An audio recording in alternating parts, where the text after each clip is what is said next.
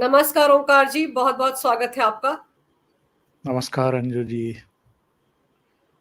ओंकार जी, ये बताइए कि अभी जो एनडीए की बैठक चल रही है, क्या लगता है आपको ये जो दो पार्टनर हैं एन स्क्वायर जिनको कहा जा सकता है, नीतीश कुमार और नायडू, सबसे ज्यादा भरोसेमंद बीजेपी के लिए कौन रह सकता है?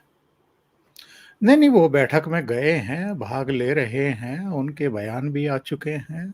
नीतीश कुमार और चंद्रबाबू नायडू दोनों ने ही ये आश्वस्त किया है, बयान दिया है कि वो एनडीए के हिस्से हैं।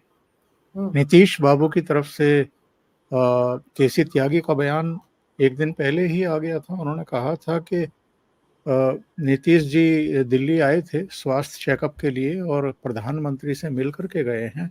हम एनडीए का हिस्सा हैं, इसमें कहीं किसी को कोई शक नहीं होना चाहिए। इसी तरीके से चंद्रबाबू नायडू ने भी ये कहा था कि मैं बैठक में हिस्सा लेने के लिए दिल्ली जा रहा हूं। तो दोनों ही एनडीए के साथ हैं और थोड़ी देर बाद जब ये मीटिंग खत्म होगी तो उसके बाद ये राष्ट्रपति भवन भी जाते हुए दिखाई देंगे प्रधानमंत्री के साथ और बीजेपी की दूसरी लीडरशिप के साथ। तो इसमें किसी तरह का कोई संदेह शेष नहीं है। अब ये मीडिया पर तो छोड़ ही दीजिए, अब किसी एक फ्लाइट में अगर नीतीश बाबू और तेजस्वी यादव सवार हुए हैं, एक ही फ्लाइट में आगे पीछे बैठे हैं, तो बस इनको मिल गया एक टीआरपी का एक जुगाड़ के अरे तेजस्वी ने तो सीट भी बदल ली, उनके बराबर में आके बैठ गए। नीतीश कुमार कोई मतलब क्या है, कोई पैकेट है क्या जेब में डाल करके कोई उनको ले जाएगा? ठीक है, इतना तो राब्ता एक दूसरे से होना चाहिए, इतना संवाद, इतनी कटसी तो होनी चाहिए, इतना लिहाज शिष्टाचार तो होना चाहिए।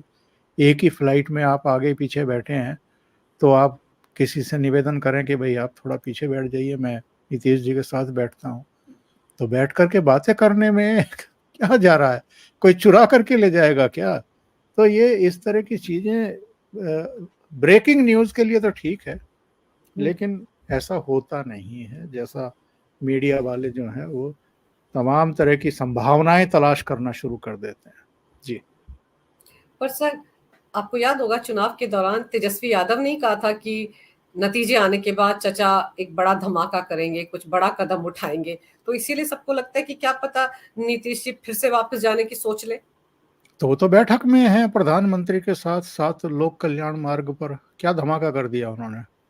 वो तो बैठक में शामिल है, चंद्रबाबू भी बैठक में शामिल है, बीजेपी की टॉप लीडरशिप इस समय बैठक कर रही है और इसके बाद इनका राष्ट्रपति भवन जाने का कार्यक्रम है। 8 जून को तीसरी बार नरेंद्र मोदी प्रधानमंत्री पद की शपथ ग्रहण करेंगे, ये खबर भी आनी शुरू हो चुकी है।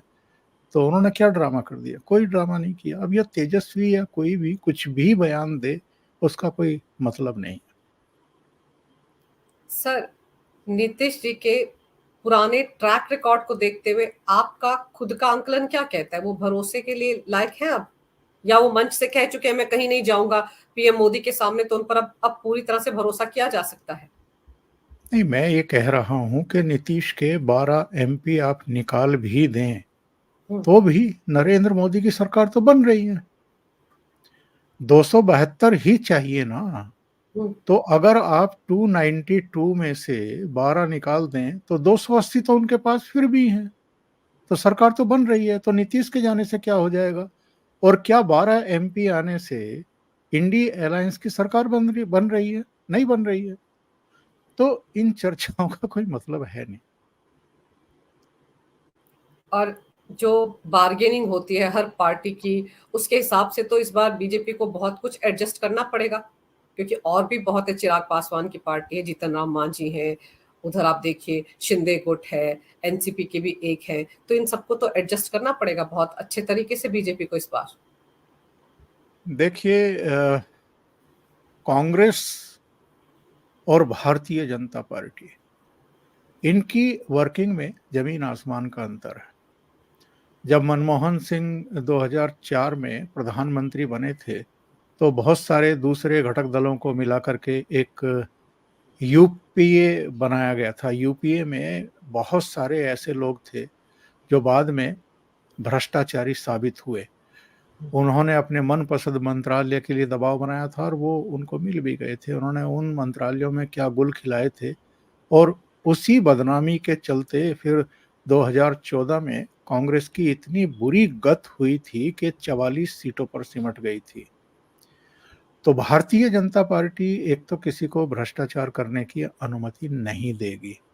नंबर 2, प्रधानमंत्री पद पर नरेंद्र मोदी हैं, जिनका 10 साल का तो as prime minister track record है कि वो किस तरह के व्यक्ति हैं और किसी को बख्शते नहीं हैं। और उन्होंने कल भी कह दिया बीजेपी मुख्यालय में जब वो संबोधित कर रहे थे कि जो हम काम कर रहे थे पिछले 10 साल से भ्रष्टाचार के खिलाफ, वो हमारा आगे भी जारी रहेगा। तो जो दूसरों के खिलाफ और जितने भ्रष्टाचारी हैं, वो चाहे किसी भी दल के हैं, किसी भी राज्य के हैं, पॉलिटिकल हैं, नॉन पॉलिटिकल हैं, उनके खिलाफ जिस तरह की वो कार्रवाइयाँ कर रहे हैं, तो वो कार्रवाई आगे जारी रहेगी। तो ऐसे में उनकी सरकार में शामिल होने वाले जो घटक दल हैं, वो इस तरह की हिम्मत जुटा पाएंगे? I doubt. दूसरी बात ये है कि ये जो मिनिस्ट्रीज को लेकर के तमाम तरह की बातें कुछ कुछ चैनलों पर चलनी शुरू हो गई हैं। जीतन मांझी ने इस तरह की डिमांड कर दी, चंद्रबाबू नायडू ने ये कर दिया, नीतीश ने ये कर दिया, चिराग ने ये शर्त रख दी। अब पिछले 10 साल में मुझे एक बात बताइए, आखिरी समय तक भी इन मीडिया के लोगों को ये पता नहीं चलता है कि कितने लोग शपथ ग्रहण करने वाले हैं। बिल्कुल। जब कुर्सियां लग जाती हैं तब इनको पता लगता है कि कितने लोग शपथ ग्रहण करने वाले। इन्हें ये भी पता नहीं होता है कि कौन कौन शपथ ग्रहण करने वाला है। तो इनको अभी मंत्रालय का पता लग गया कि कौन क्या प्रेशर दे रहा है। और प्रेशर क्या वो मीडिया के जरिए दिलवाएंगे? मीडिया के एंकर या एडिटर से कहेंगे कि हमें ये मंत्रालय चाहिए? ये कार्य संस्कृति है ही नहीं नरेंद्र मोदी की। जो उनको जानते हैं, उनकी वर्किंग को जानते हैं, उनके आचार विचार को जानते हैं, उनके सिद्धांतों मूल्यों को जानते हैं, उनको पता है कि वो अपने हिसाब से ही काम करेंगे। और कोई अगर इच्छा जाहिर भी करेगा चंद्रबाबू नायडू किन्हीं मंत्रालयों के प्रति या नीतीश किन्हीं मंत्रालयों के प्रति, तो दोनों का ही राजनीतिक जीवन इतना अधिक है, इतनी मैच्योरिटी है कि वो मीडिया से तो साझा नहीं करेंगे कि भाई हमें ये चाहिए या वो चाहिए। वो सीधे प्रधानमंत्री तक अपना मैसेज देंगे और आज मीटिंग हो रही है तो मिले ही हैं दोनों, उनको कुछ कहना होगा तो वो कह देंगे, या प्रधानमंत्री उनसे पूछेंगे ही कि भाई कितनी बर्थ चाहिए आपको, आपकी अपेक्षा क्या है, फिर उसके हिसाब से हम तय करेंगे। तो ये सारी चीजें मीडिया तय नहीं करता है। और पिछले 10 सालों में हमने देखा है कि मीडिया की सारी अटकलें जो हैं वो पूरी तरीके से धड़ाम से नीचे गिरी हैं। बहुत सारे मामलों में वो अटकलें अटकलें ही रही हैं। तो इसलिए जो मीडिया में चल रहा है, हमें उस पर ज़्यादा ध्यान ना दे करके कितनी बर्थ वो अपने सहयोगियों के लिए तय करते हैं, बस उस पर ध्यान देना चाहिए। और सर, जैसे कि पीएम मोदी ने पहले से ही, चुनाव से पहले ही अपने 100 दिन का कार्यक्रम तय किया था, बड़े-बड़े फैसले लेने हैं उनको, और उन्होंने बीजेपी मुख्यालय में भी कल ये कह दिया था कि वो सारे फैसले लिए जाएँगे। आपको लगता है कि 10 साल का जो कार्यकाल था पीएम मोदी का, वो तो बिल्कुल इंडिपेंडेंट था, क्योंकि बीजेपी के पास अपने बलबूते पर पूर्ण बहुमत था। तब तो उनको कोई फैसला लेने से पहले अपने सहयोगियों की तरफ देखना भी नहीं पड़ता था, लेकिन अब देखना पड़ेगा। आपको लगता है कि यूसीसी का फैसला लेना आसान होगा अब इस सिनेरियो में? आपको क्या लगता है, प्रधानमंत्री इतने मजबूर हो जाएंगे अब कि वो उनको कोई भी कदम उठाने से पहले पहले चंद्रबाबू नायडू की इजाज़त लेनी पड़ेगी या नीतीश की इजाज़त लेनी पड़ेगी? ऐसा नहीं होता है। दूसरी बात ये है कि जो इन दोनों की वर्किंग से अभी तक परिचित हैं, जो इनके तौर तरीकों को समझते हैं, जानते हैं, वो ये भी जानते हैं अंजू जी कि ये अटल और अडवाणी नहीं है। अटल जी की सरकार एक वोट की वजह से गिर गई। ये तो दूसरों की लंका में आग लगाने वाले हैं दोनों, और ऐसे कई राज्यों में ये कर चुके हैं ऑलरेडी। तो इनकी एक अलग पहचान है, इनका एक अलग तरीका है काम करने का। तो अगर आज ये 241 सीटों पर भारतीय जनता पार्टी अटकी हुई है, आपको लगता है कि ये जब 5 साल पूरे होंगे इनके इस कार्यकाल के, तीसरे कार्यकाल के, तो 241 ही रहेंगे? नहीं, ये 270 के कहीं आगे जाएँगे। यानी ये भारतीय जनता पार्टी की ही स्ट्रेंथ आप देख लीजिएगा अगले 6-8 महीने में ही बढ़ा लेंगे और अपनी जो निर्भरता है जेडीयू पर या टीडीपी पर, वो खत्म कर देंगे ये। इनको अगर 5 साल सरकार चलानी है और बड़े फैसले लेने हैं, कड़े फैसले लेने हैं, तो भारतीय जनता पार्टी इंडिपेंडेंटली बहुमत प्राप्त करेगी लोकसभा में। ये बात याद रखिएगा जो मैं कह रहा हूँ। सर, अभी आपने कहा ना कि ये तो दोनों ऐसे हैं जो दूसरों की लंका लगाते हैं, कई राज्यों में लगा चुके हैं। क्या आपको लगता है इसी वजह से महाराष्ट्र में बीजेपी का ये हाल हुआ, क्योंकि वहां पर शिवसेना की भी लंका लगाई थी, एनसीपी की भी लंका लगाई थी? मेरा मानना है कि शिवसेना के साथ जो हुआ था वो तो ठीक था, वहां तक तो हम्म, ठीक था, हम्म। वहां तक लोगों में नाराजगियां नहीं थी। लेकिन जब आपने अजित पवार को लिया, उसके बाद इन लोगों की नाराजगी का सामना करना पड़ा भारतीय जनता पार्टी को। उद्धव ठाकरे ने गलत व्यवहार किया था अक्टूबर नवंबर 2019 में भारतीय जनता पार्टी के साथ। वो लोकसभा चुनाव भी मिलकर के लड़े थे और वो विधानसभा चुनाव भी मिलकर के लड़े थे, लेकिन उन्होंने जनादेश का भी अपमान किया, उन्होंने भाजपा को भी डिच किया और वो दो ऐसे दलों के साथ चले गए सरकार बनाने के लिए जिनको महाराष्ट्र की जनता ने तीसरे और चौथे नंबर की पार्टी रखा था। यानी रिजेक्ट किया था कि आप अपोजिशन की भूमिका निभाइए, आप सत्ता में आने के लायक नहीं है, हमारा विश्वास आप पर नहीं है। तो रिजेक्ट किए गए दो दलों के साथ मिलकर के उद्धव ठाकरे ने सरकार बनाई ताकि देवेंद्र फडणवीस को निरंतरता में दूसरी बार मुख्यमंत्री बनने का मौका ना मिले। तो भारतीय जनता पार्टी के साथ दगा उन्होंने किया था। उनको सबक सिखाने के लिए आपने उनकी सरकार तोड़ दी, तुड़वा दी या टूट गई, तो वहां तक ठीक था। लेकिन जिस अजित पवार पर आप तमाम तरह के आरोप लगाते थे और देवेंद्र फडणवीस अपनी जनसभाओं में चक्की पीसिंग का एक नारा देते थे अजित पवार को लेकर के, उन अजित पवार को आपने जब शामिल किया और डिप्टी चीफ मिनिस्टर बना दिया, आप भीतर से खुश हो रहे होंगे, एक मैसेज दे रहे होंगे कि भाई जो दो लोग हमारी सरकार के बनने में बाधक हुए थे, उद्धव ठाकरे और शरद पवार, हमने दोनों को सबक सिखा दिया। लेकिन इसका इम्पैक्ट जनमानस पर बहुत बुरा पड़ा और लोगों को लगा कि जिन पर आप कल तक आरोप लगा रहे थे, उनको आप अपनी लॉन्ड्री की मशीन में डाल करके आप आज सफ़ेद कर रहे हो, उनको क्लीन चिट दे रहे हो और ज़रूरत भी तो नहीं थी। क्योंकि जो शिंदे गुट साथ में आया था उसके पास इतने एमएलए थे, इतनी स्ट्रेंथ थी आपकी विधानसभा में कि कोई गिरने का खतरा था नहीं। फिर सुप्रीम कोर्ट में जो मामला चल रहा था और चुनाव आयोग में भी चल रहा था, वहाँ भी आपके हरीश साल्वे से लेकर के तमाम जाने माने वकील खड़े ही हुए थे। तो आपको अपने ऊपर भरोसा होना चाहिए था कि केस इतना पुख्ता है, इतना मजबूत है कि शिंदे के पक्ष में ही सुप्रीम कोर्ट से और चुनाव आयोग से फैसला आएगा, जो बाद में आया भी। बिल्कुल। तो ऐसे में अजित पवार को लेना, मुझे लगता है कि इनकी महाराष्ट्र में बहुत बड़ी राजनीतिक गलती थी। और सर, उसी का एक खामियाजा भुगतना पड़ा। और अभी तो आप देखिए, देवेंद्र फडणवीस ने एक प्रेस कॉन्फ्रेंस की है और उप मुख्यमंत्री के पद से इस्तीफा देने की पेशकश भी कर दी है। उनका कहना है कि विधानसभा चुनाव अगले 5-6 महीने में राज्य में होने वाले हैं, वो पार्टी के लिए काम करना चाहते हैं और साथ ही साथ हार की जिम्मेदारी भी स्वीकार कर रहे हैं। देखिए, ये देवेंद्र फडणवीस का बड़प्पन है।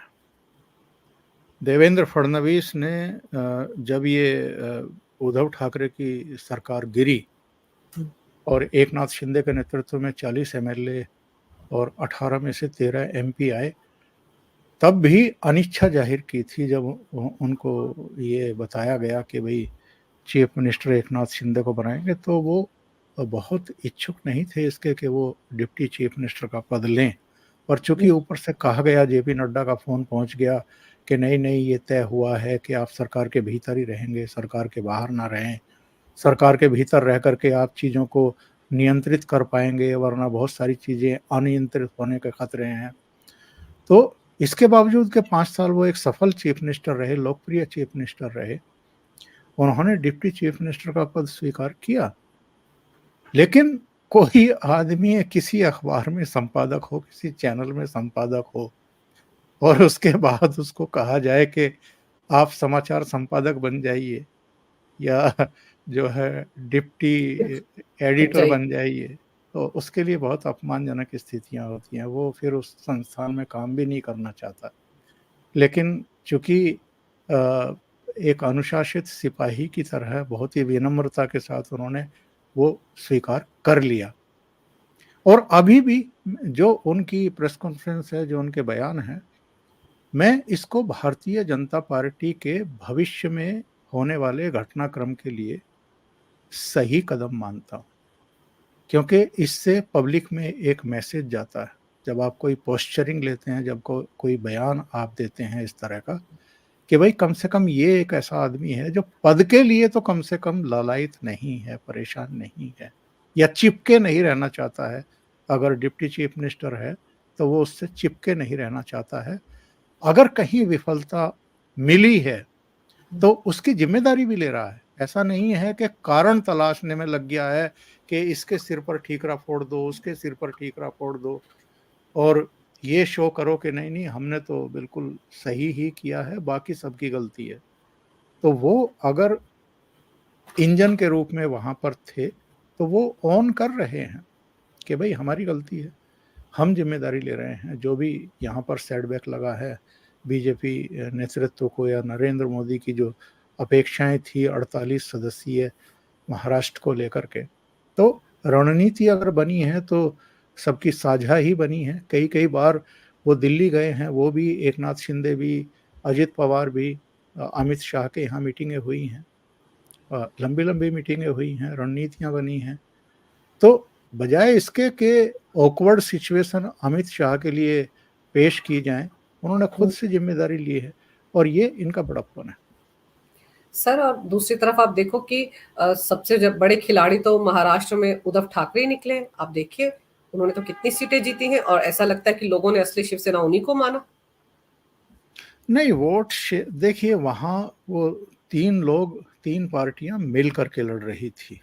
जब आप इनके वोट शेयर पर नजर डालते हैं, कल मैंने नोट किया था कहीं, मैं तुरंत शायद उसको निकाल नहीं पाऊंगा, लेकिन जो वोट शेयर है, वोट शेयर तो उनका ये गवाही नहीं देता है कि वो मेन शिवसेना है, ऐसा अच्छा। नहीं है। हाँ, थोड़ा सा ज्यादा है, लेकिन एकनाथ शिंदे को भी कम वोट नहीं मिले हैं। एकनाथ शिंदे के वोट भी अगर आप देखेंगी तो आपको पता लगेगा कि दोनों में बहुत ज्यादा अंतर नहीं है। तो इसलिए अभी वो ये दावा नहीं कर सकते हैं कि साहब वो मेन शिवसेना है। अभी वो कहते हैं ना कि अभी पिक्चर बाकी है। तो किसी एक परिणाम से आप ये अंदाजा ना लगाएं, किसी नतीजे पर ना पहुंचे कि अब उद्धव ही जो है वो मेन खिलाड़ी हैं। सर, 3 राज्य जहां बीजेपी को सबसे ज्यादा डिसअपॉइंटमेंट हुई, राजस्थान उनमें से एक है, और उत्तर प्रदेश। उत्तर प्रदेश के हालात को आप कैसे समाप्त करेंगे? वहां क्या गलती हो गई, क्या चूक हो गई वहां बीजेपी से? कई तरह की चीजें सामने आ रही हैं। एक तो जो कैंडिडेट्स का चयन हुआ है उसमें बताते हैं कि आरएसएस की और योगी आदित्यनाथ की जो रिपोर्ट थी उसको सेंट्रल लेवल पर तरजीह नहीं दी गई, उसकी अनदेखी कर दी गई। और 22 से लेकर के 35 कैंडिडेट ऐसे थे जिनको योगी आदित्यनाथ ने ये कहा था कि ये जीत नहीं सकते हैं। और आप जानती ही हैं कि पूरे देश से अलग अलग क्षेत्रों से आरएसएस की भी रिपोर्ट आती है। बिल्कुल। वो अलग अलग सांसदों के या संभावित जो प्रत्याशी हैं उनके बारे में डिटेल जानकारी देते हैं, जो पब्लिक का फीडबैक उनके बारे में है उसकी भी जानकारी देते हैं। और जिस तरह की बयानबाजी बीच चुनाव में जेपी नड्डा ने आरएसएस के बारे में कर दी, बिल्कुल। वो भी कहीं ना कहीं घातक साबित हुई। और आरएसएस का जो कैडर है वो अपने घर बैठ गया कि जब हमारी ज़रूरत ही नहीं है और आप कह रहे हैं कि हम तो अब सक्षम हैं, तो फिर ठीक है, आप काम कर लो। इसलिए आपने ये नोट किया होगा कि इस बार जो पर्ची देने वाले लोग होते हैं मतदान के दिन से 1 दिन पहले, इस बार वो लगभग नदारद थे। तो बीएलओ वगैरह की तरफ से या उसके कर्मचारियों की वजह से ज़रूर पर्ची पहुंची है, या मोहल्ले पड़ोस में अगर कोई बीजेपी का कार्यकर्ता है और उसकी कृपा हो गई तो उसने किसी को पहुंचा दी, किसी को नहीं पहुंचाई। पर इस बार वो चीज़ें गायब थी। तो कई दूसरे कारण भी हैं। तो उन सब कारणों की तह में जाए बिना हम ये कह सकते हैं कि इस बार भारतीय जनता पार्टी में कुछ गड़बड़ हुआ है। और यही वजह है, मैं अभी अपने प्रोग्राम में भी इस तरह की इसकी चर्चा कर रहा था। मैं वाराणसी के आंकड़े देख रहा था। अयोध्या में तो लल्लू सिंह हारे ही हैं, जहां पर फैजाबाद में अयोध्या होता है और राम मंदिर बना है, वहां भी बीजेपी हारी है। ये अपने आप में एक शर्मनाक बात है। और लीड भी जो है वो 54,000 से ज़्यादा की है हार की। लेकिन मैं प्राइम मिनिस्टर की अंतर देख रहा था जीत का। अब देखिए, इस बार प्राइम मिनिस्टर 1,52,513 वोटों के अंतर से जीते। 2019 में इनकी जीत का जो फासला था वो 4,79,505 वोटों का था। 2014 में भी 3,71,000 वोटों का था। तो इस बार अचानक 1.5 लाख के आसपास का अंतर रह गया, जबकि पिछली बार 4,79,000 का अंतर था। तो ये क्यों हुआ? तो वैसे तो मोटे तौर पर जब हम देखते हैं, पैमाइश करते हैं, उसकी गहराई में जाने की और कारणों के पीछे उनको समझने की कोशिश करते हैं, तो मुझे लगता है कि 2014 में तो 3 कैंडिडेट थे जो नरेंद्र मोदी 2 कैंडिडेट थे जो नरेंद्र मोदी के खिलाफ लड़ रहे थे। एक अरविंद केजरीवाल लड़ रहे थे और एक अजय राय कांग्रेस की तरफ से लड़ रहे थे। 2014 में अंजू जी, अजय राय को केवल 7.4% वोट शेयर मिला था वाराणसी में, 7.4%। और इनके वोट थे केवल 75,614। केजरीवाल को 20% वोट मिले थे और इनको वोट मिले थे 2,09,238। प्रधानमंत्री को, हाँ, नरेंद्र मोदी को, तब तक प्रधानमंत्री नहीं बने थे, फेस थे प्रधानमंत्री के, मोदी जी को मिले थे 5,81,000 वोट, यानी 56% वोट मिले थे, 50% से ऊपर वोट मिले थे। 2019 में फिर 2 कैंडिडेट इनके खिलाफ थे, समाजवादी पार्टी से शालिनी यादव और कांग्रेस से फिर अजय राय। अजय राय को, जिनको 2014 में 7.4% वोट मिले थे, उनको 2019 में 14.4% वोट मिले, यानी लगभग दोगुने। और शालिनी यादव को 18.5% वोट मिले थे। और प्रधानमंत्री जी का वोट प्रतिशत 56 से बढ़कर के 63% पर पहुंच गया था, बल्कि 64 हो गया था, 63.9% मिले थे। और इनका जीत का अंतर भी सबसे ज्यादा 2019 में ही रहा, 4,79,000। तो सवाल ये है कि 2024 में क्या हुआ है? 2024 में ये हुआ है कि समाजवादी पार्टी और कांग्रेस मिल करके लड़े हैं। और ये जो मिल करके लड़े हैं, इसकी वजह से ही अब आप देखिए कि 2024 में अजय राय को 4,60,000 वोट मिले हैं। और वोट ऑफ परसेंटेज कितना पहुंच गया है? 2014 में जिसको 7.4% मिले थे, उसको इस बार 40.74% वोट, करीब करीब 41% वोट मिले हैं अजय राय को। तो सारा खेल यहाँ हो गया। ऐसा नहीं है कि नरेंद्र मोदी की लोकप्रियता में कोई कमी है या काशी में उन्होंने कोई काम नहीं कराया है, काम भी कराए हैं, काशी को की पूरी काया पलट कर दी है। लेकिन ये जो कॉम्बिनेशन रहा समाजवादी पार्टी और कांग्रेस का, और जिसने सभी जगह गुल खिला दिए, मतलब उत्तर प्रदेश में इन दोनों के मिलकर के 43 सीटों पर कब्जा कर लेना 80 में से, इसका मतलब ये है कि जो इनका संविधान को लेकर के, आरक्षण को लेकर के, जाति जनगणना को लेकर के जितना ये इन्होंने पूरा अभियान चलाया और संविधान की कॉपी लेकर के घूमते रहे, राहुल गांधी के संविधान बदल देंगे मतलब आपका जो आपको आरक्षण मिल रहा है वो छीन लेंगे।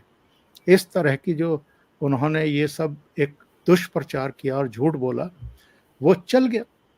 और खास तौर से जो अलग अलग जातियां हैं जो भारतीय जनता पार्टी के साथ हिंदू के रूप में एकजुट दिखाई दे रही थी राम मंदिर के निर्माण की वजह से भी, तो इनकी रणनीति तैयार की गई कि भाई अगर हिंदुओं के एकजुटता के इस खतरे से निपटना है तो इनको जातियों में बांट दो किसी तरीके से, और इनको कोई खौफ दिखाओ कि ये हो जाएगा वो हो जाएगा।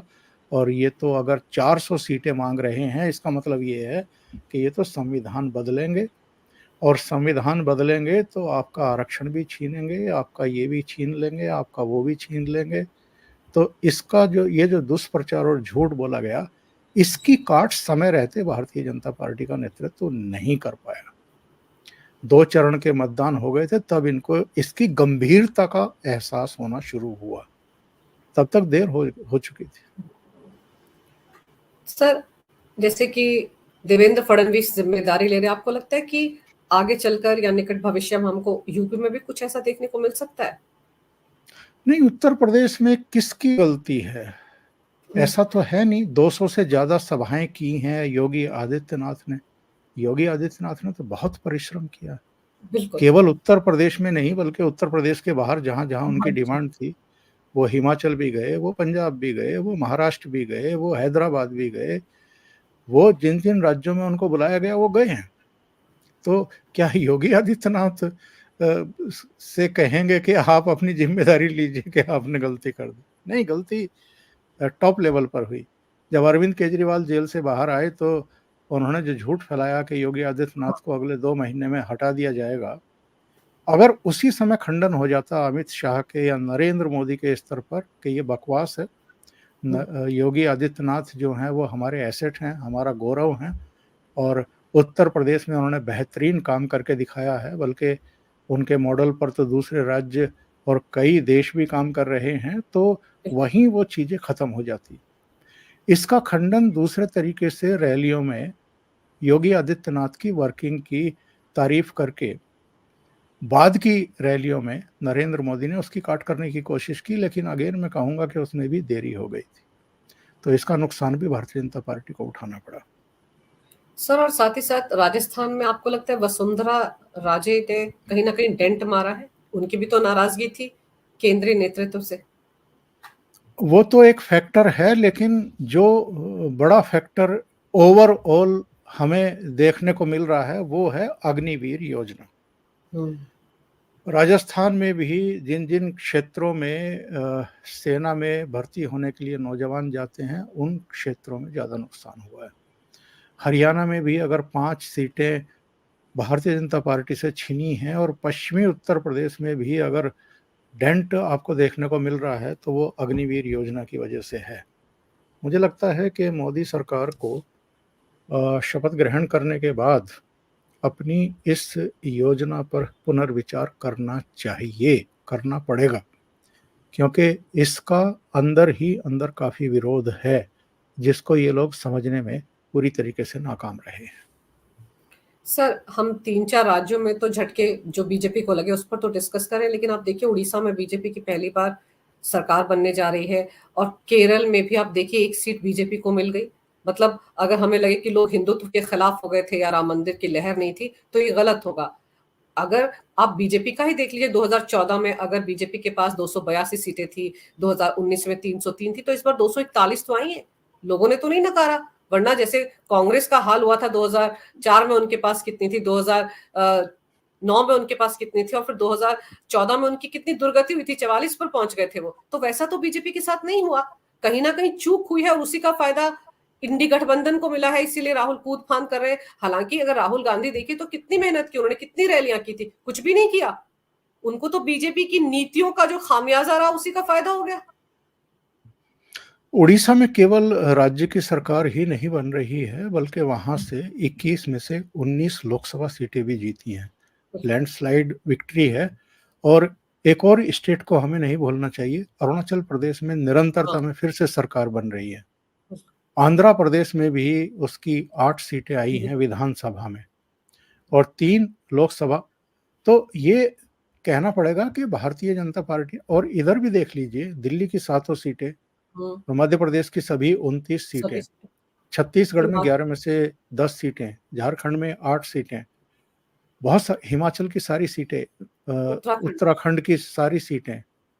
तो ये केवल उत्तर प्रदेश, राजस्थान, हरियाणा, महाराष्ट्र, इन 4 राज्यों में, सर बंगाल भी बीच में, बंगाल में जितनी उनको अपेक्षा थी उतनी नहीं हुई और 6 घट गई। 18 के बजाय अब 12 सीटें उनकी वहां पर आई हैं, तो 6 घट गई, जबकि बढ़ने की उम्मीद की जा रही थी। तो कुछ राज्यों में उनको झटका लगा है। उनको गहराई से उन कारणों पर विमर्श करना पड़ेगा। और भारतीय जनता पार्टी एक ऐसी पार्टी है जो अपनी हार की भी समीक्षा करती है और जीत की भी समीक्षा करती है। जीते हैं तो किन वजहों से जीते हैं, और अगर हारे हैं तो वो कारण कौन से हैं, और उसके अकॉर्डिंग फिर वो बिहेव करते हैं, एक्शन भी लेते हैं। तो मुझे लगता है कि एक समय है, अब सरकार गठित हो जाएगी तो संगठन के स्तर पर, समन्वय के स्तर पर, रणनीति के मामले में, कैंडिडेट्स के चयन के को लेकर के जो भी कहीं चूक हुई है तो वो उनको देखना पड़ेगा। बिल्कुल सर, लेकिन दूसरी तरफ इंडी गठबंधन भी बैठक कर रहा है और उन्हीं की तरफ से ये फिलर्स आ रहे हैं सूत्रों के हवाले से कि फलाने के साथ बातचीत चल रही है, ढमकाने के साथ बातचीत चल रही है। यानी कि उनकी तरफ से ये कहा जा सकता है कि क्योस जो होता है ना वो क्रिएट करने की कोशिश हो रही है। लेकिन एनडीए की बैठक में तो उनके सारे घटक दल मौजूद हैं और वो समर्थन पत्र भी दे रहे हैं। तो ऐसे में कहीं कोई गुंजाइश नहीं है कि एनडीए की सरकार ना बने। अब तो ये भी खबर आ गई है कि 8 जून को पीएम मोदी शपथ ग्रहण करने जा रहे हैं। तो जाहिर सी बात है कि तीसरी बार ये ऐतिहासिक पल है कि पीएम मोदी देश के प्रधानमंत्री बनने जा रहे हैं। और लाख फेक नैरेटिव सर चलाए, इंटरनेशनल लेवल पर कितनी साजिशें हुई, उन सब को धक्का देकर पीएम मोदी तीसरी बार प्रधानमंत्री बनने जा रहे हैं, जो एक बहुत ही गौरवशाली बात है सबके लिए। बिल्कुल सही बात है। अब जो इनकी इंडिया अलायंस की बैठक है तो उसके लिए तो बस एक ही लाइन में मैं अपनी टिप्पणी दूंगा। दिल बहलाने के लिए गालिब ख्याल अच्छा है, पर कुछ नहीं होने वाला है, उनके पास नंबर ही नहीं है। सर एक चीज तो है इस चुनाव की, सारे के सारे लोग खुश हैं सर। आप सोचिए, समाजवादी पार्टी खुश है, ममता बनर्जी खुश है, राहुल गांधी खुश है, टीडीपी खुश है, जेडीयू खुश है, बीजेपी को भी संतुष्टि लग, अब सीटें आ गई, सरकार बन रही है, तो कोई नाराज नहीं है। पहला ऐसा चुनाव लग रहा है, आप आंकड़े देखें तो।